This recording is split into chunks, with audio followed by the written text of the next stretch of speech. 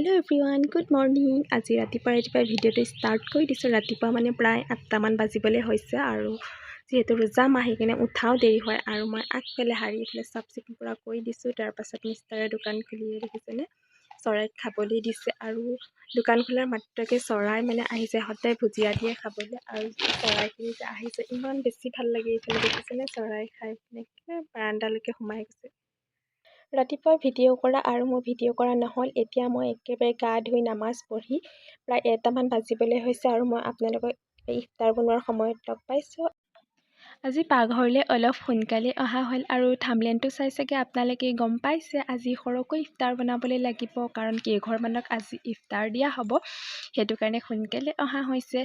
মই আহিয়ে প্ৰথমতে পিঁয়াজ কাটিবলৈ লৈছোঁ, কাৰণ পিঁয়াজ কটা থাকিলে আমাৰ বনাবলৈ কাৰণে বেছি সময় নালাগে আৰু মোৰ পিঁয়াজ কাটিলে বহুত বেছি চকুৰ পানী ওলায়। আপোনালোকৰ ওলাই নে প্লিজ কমেণ্ট কৰি জনাবচোন দেই। আৰু এইফালে দেখিছেনে মোৰ পিঁয়াজখিনি কটা হোৱাৰ পাছতে মই ভাবিছোঁ কাৰেণ্টটো থাকোঁতেই আদা আৰু জলকীয়া পিচি লৈছোঁ পকৰীত দিবলৈ কাৰণে, তেতিয়া খাবলৈ কাৰণে ভাল লাগে। আদা আৰু জলকীয়াৰ পেষ্টটো বনোৱাৰ পাছতে এতিয়া মই বনাবলৈ লৈছোঁ পকৰী। আৰু মই কি ধৰণে পকৰী বনাওঁ ভাবিছোঁ আপোনালোকক দেখুৱাওঁ বুলি, কাৰণ চবৰে বনোৱাৰ পদ্ধতিটো বেলেগ বেলেগ ন। প্ৰথমতে মই মিহি মিহিকৈ নৰসিংহ পাত কাটি দিছোঁ, তাৰপাছত মই পিঁয়াজ দিছোঁ আৰু পিচি থোৱা সেই পেষ্টখিনি দি দিছোঁ, জলকীয়া আৰু যিখিনি আদাৰ পেষ্ট আছিলে। তাৰপাছত মই অলপমান বেকিং পাউডাৰ দিছোঁ, অলপমান হালধি গুড়ি দিছোঁ আৰু সোৱাদ অনুসৰি নিমখ দি মই ভালদৰে মিহলি কৰি লৈছোঁ। তাৰপাছত মই বেচনখিনিও দি দিছোঁ। বেচনখিনি দিয়াৰ পিছত মই ভালদৰে মিহলাই ল'ম। তাৰপিছত ইয়াত মই গৰম পানী ব্যৱহাৰ কৰিম, তেতিয়া খাবলৈ কাৰণে পকৰীখিনি কোমল হয়। আৰু এইফালে দেখিছেনে আমাৰ পকৰীৰ কাৰণে ৰেডি কৰা হৈ গ'ল। আৰু এতিয়া মই বনাবলৈ লৈছোঁ কাষ্টাৰ্ড, আৰু কাষ্টাৰ্ডৰ ৰেচিপিটো শ্বেয়াৰ কৰা আছে। আজি মই ৰেচিপি শ্বেয়াৰ নকৰোঁ, আৰু যদি কোনোবাই নতুনকৈ মোৰ ভিডিঅ' চাই আছে তেওঁলোকে মোৰ ইয়াৰ আগৰ ভিডিঅ'টোত কাষ্টাৰ্ডৰ ৰেচিপি শ্বেয়াৰ কৰা আছে, তেওঁলোকে মোৰ ভিডিঅ' চাব পাৰে। আৰু কাষ্টাৰ্ড বনাই থাকোঁতেই আহি গ'ল আমাৰ চায়ান, আৰু আহিলে অকণমান আমনিও কৰি এইটো দেখিছেনে মোক আহি ধৰি লৈছে আৰু তাৰ পিছত উঠাবলৈ লাগে। আৰু এইফালে এয়া দেখিছেনে কাষ্টাৰ্ড আৰু বুট ভাজি থকা হৈছে, আৰু এইফালে মই পকৰীখিনিও বনাই আছোঁ, নহ'লে বহুত বেছি দেৰি হৈ যাবতো আৰু আমি দুইজনী পূৰা কামত বিজি হৈ গৈছোঁ।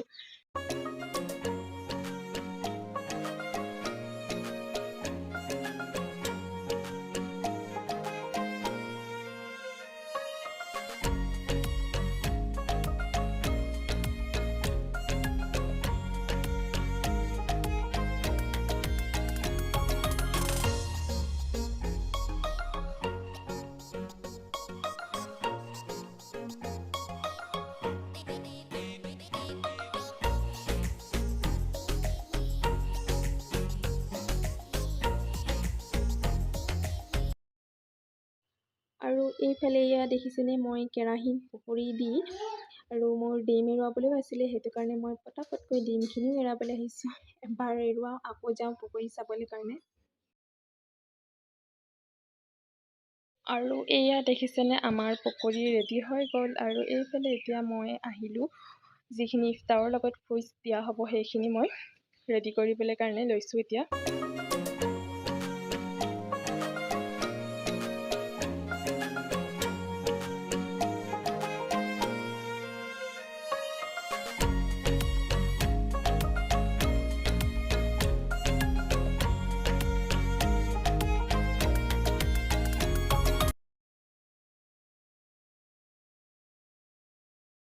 আৰু এয়া দেখিছেনে এইফালে পোলাও বনাই থকা হৈছে, আৰু মই মাজে মাজে আহি লৰাই দিছোঁ, আকৌ মই নিজৰ কামো কৰিছোঁ।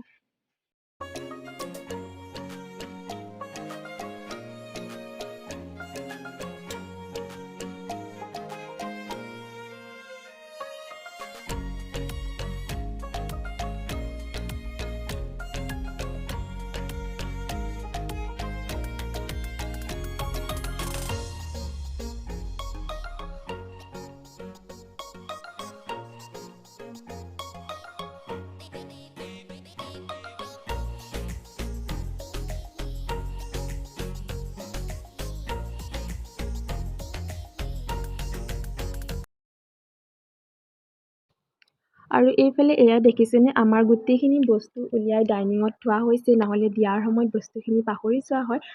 আৰু এইফালে এয়া দেখিছেনে আমাৰ যি ইফতাৰ দিয়া হ'ব তাৰ কাৰণে এয়া প্লেট ৰেডি কৰি থকা হৈছে।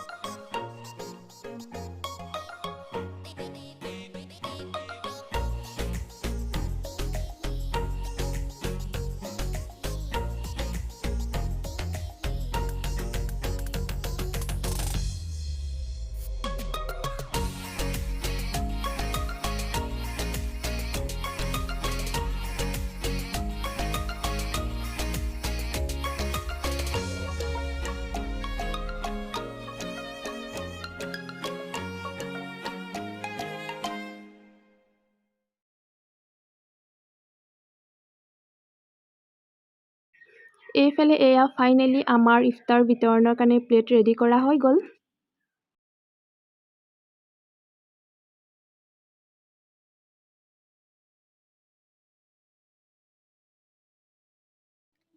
এয়া দেখিছেনে ইফতাৰ সময় হৈ গ'ল। মই আৰু চায়ান ইফতাৰ কৰিবলৈ কাৰণে বহিছোঁ। মই দোৱা কৰি আছোঁ আজান দিয়াৰ আগতেই, আৰু চায়ান কিন্তু আজান নিদিয়াৰ আগতেই খায়। আৰু আপোনালোকক আজি মোৰ ভিডিঅ' চাই কেনেকুৱা লাগিল প্লিজ কমেণ্ট কৰি জনাবলৈ নাপাহৰিব। আৰু যদি কোনোবাই মোৰ নতুনকৈ ভিডিঅ' চাই আছে প্লিজ মোৰ চেনেলটো ছাবস্ক্ৰাইব কৰি মোক আগুৱাই নিয়াত সহায় কৰিব। আজিলৈ ইমানেই, বাই।